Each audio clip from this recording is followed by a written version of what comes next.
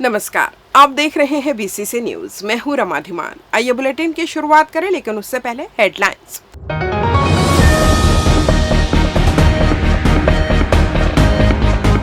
प्रमुख सचिव बोरा ने आदिवासी बहुल क्षेत्र का किया निरीक्षण, योजनाओं की समीक्षा कर दिए निर्देश।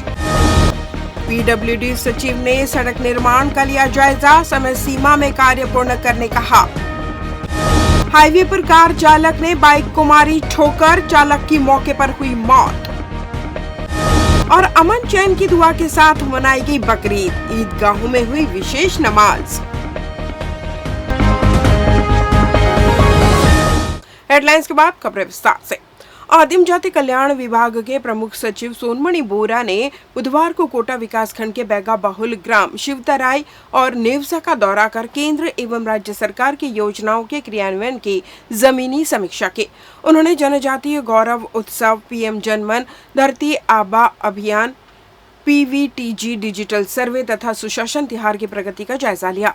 प्रमुख सचिव ने अचानक मार्ग क्षेत्र के दूरस्थ बैगा पार पहुंचकर बैगा परिवारों के साथ सीधे संवाद किया और योजनाओं से मिल रहे लाभ की जानकारी ली।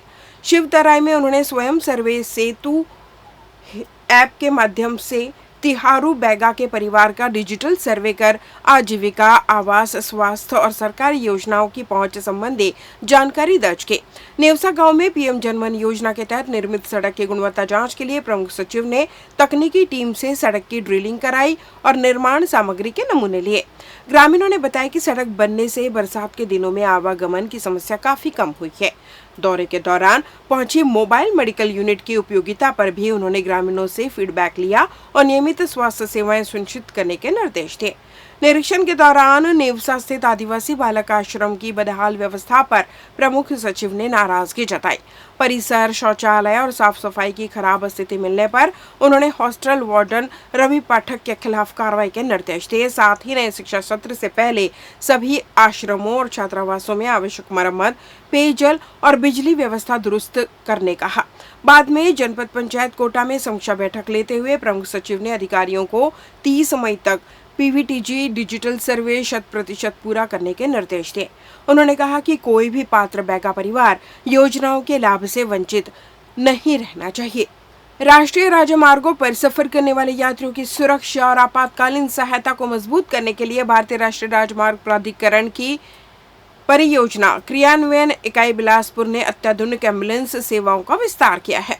इन एम्बुलेंस को राष्ट्रीय राजमार्ग 49 पर बिलासपुर से रायगढ़ मार्ग के बीच पाराघाट टोल प्लाजा और केसला टोल प्लाजा में तैनात किया गया है, ताकि सड़क हादसों या अन्य आपात स्थितियों में यात्रियों को तत्काल सहायता मिल सके। परियोजना निदेशक मुकेश कुमार ने बताया कि राष्ट्रीय राजमार्गों पर सफर करने वाले प्रत्येक यात्री की सुरक्षा एनएचएआई की सर्वोत्तम प्राथमिकता है।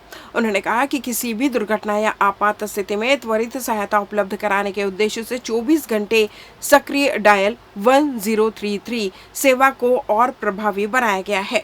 उन्होंने नागरिकों से अपील की कि लंबी यात्रा पर निकलने से पहले वाहन की तकनीकी जांच कराने के साथ अपने मोबाइल में 1033 नंबर भी सेव करें।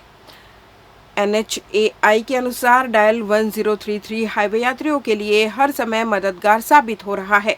टायर पंचर, वाहन खराब होने, सड़क पर मलबा या मवेशियों की मौजूदगी, फास्टैग या टोल संबंधी परेशानी, दुर्घटना अथवा अचानक स्वास्थ्य खराब होने जैसी स्थिति में यात्री इस टोल फ्री नंबर पर संपर्क कर सकते हैं। फोन कॉल मिलते ही एनएचएआई का कंट्रोल रूम लोकेशन ट्रेस कर तत्काल एम्बुलेंस, पेट्रोलिंग वाहन या क्रेन को मौके पर रवाना करता है, जिससे जरूरतमंदों को समय पर सहायता मिल सके। बिलासपुर जिले में अवैध खनन, परिवहन और भंडारण के खिलाफ खनिज विभाग ने बड़ी कार्रवाई करते हुए खनिज माफियाओं पर शिकंजा कस दिया। कलेक्टर के निर्देश और उप संचालक खनिज के मार्गदर्शन में चलाए गए विशेष अभियान के दौरान विभागीय टीम ने 2 जेसीबी मशीन, 1 लोडर, 1 ट्रेलर और 5 हाईवा सहित कुल 9 वाहनों को जब्त किया। साथ ही अवैध रूप से संचालित एक कोयला डिपो को सील कर लगभग 1500 मीट्रिक टन कोयला भी जब्त किया गया। खनिज विभाग के अनुसार 26 मई को ग्राम लिम्हा स्थित मिसेस कश्यप कोल डिपो की जांच की गई।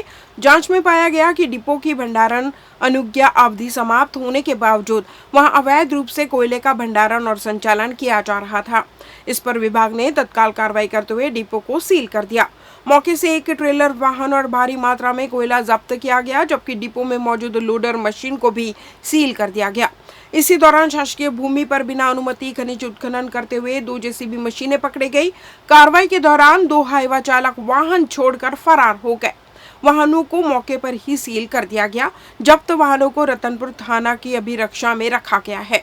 27 मई को पचपेड़ी, लावर और मस्तूरी क्षेत्रों में भी संयुक्त जांच अभियान चलाया गया, जहां अवैध चूना पत्थर और रेत परिवहन करते 3 हाईवा जब्त किए गए। विभाग ने कहा कि अवैध खनन के खिलाफ अभियान लगातार यूं ही जारी रहेगा। लोक निर्माण विभाग के सचिव मुकेश कुमार बंसल ने गुरुवार को बिलासपुर में नेहरू चौक से दर्रीघाट तक बन रहे 10 किलोमीटर 4 लेन सड़क के कार्यों का निरीक्षण किया। उन्होंने मौके पर मौजूद वरिष्ठ विभागीय अधिकारियों और ठेकेदार को कार्यों में तेजी लाते हुए इसे जल्द पूर्ण करने के निर्देश दिए। उन्होंने अधिकारियों की बैठक लेकर बिलासपुर जिले में महत्वपूर्ण सड़कों और भवनों के निर्माण की प्रगति की भी समीक्षा की। लोक निर्माण विभाग के सचिव ने बिलासपुर परिक्षेत्र के मुख्य अभियंता, अधीक्षण अभियंता, कार्यपालन अभियंताओं और अनुविभागीय अधिकारियों से कहा कि हर कार्य के विभिन्न चरणों के लिए समय सीमा निर्धारित कर कार्यों में तेजी लाएं। कार्यों की रोज मॉनिटरिंग कर तथा ठेकेदारों से समन्वय बनाकर समय सीमा में काम पूरा कराएं। उन्होंने निविदा स्वीकृति के 1 माह के भीतर हर हाल में काम प्रारंभ कराने के निर्देश दिए। बिलासपुर के कलेक्टर संजय अग्रवाल, जिला पंचायत के सीईओ संदीप अग्रवाल, लोक निर्माण विभाग के प्रमुख अभियंता वीके भतपहरी, मुख्य अभियंता आर.के. रात्रे और अधीक्षण अभियंता के.पी. संत भी बैठक में मौजूद रहे। बंसल ने कहा कि विभाग के कार्यों में गुणवत्ता और समय सीमा सुनिश्चित करना सर्वोच्च प्राथमिकता है। उन्होंने बैठक में कूनी मुपका बाईपास, जयराम नगर रेलवे ओवरब्रिज, जयराम नगर सीपत रोड बाईपास, उच्च न्यायालय में ऑडिटोरियम, नए जेल भवन और बोदरी में न्यायालयीन प्रकरणों में ओआईसी के लिए बनने वाले विश्राम भवन की प्रगति की समीक्षा की। राष्ट्रीय राजमार्गों के कार्यों की भी जानकारी ली। विभागीय सचिव ने नेहरू चौक से दर्रीघाट सड़क के निरीक्षण के दौरान अधिकारियों को सड़कों को साफ, सुंदर और सुव्यवस्थित रखने के निर्देश दिए। उन्होंने डिवाइडर्स के दीवारों और ग्रिल्स का रंग रोगन कराने कहा। लेते हैं छोटा सा ब्रेक। पिछले 17 वर्षों से रियल एस्टेट के क्षेत्र में दे रहे हैं अपनी सेवाएं और लगातार शहर की जनता को एक नई लिविंग लाइफस्टाइल। अपने कार्यों एवं सेवाओं के माध्यम से लाखों लोगों की उम्मीदों को दिया है आकार। इसलिए जिले में ही नहीं, पूरे प्रदेश में इनकी पहचान है बरकरार। आपके सपनों के घर को हकीकत में बदल कर है दिखाना, इसलिए आपके लिए लेकर आए हैं भाटी आशियाना।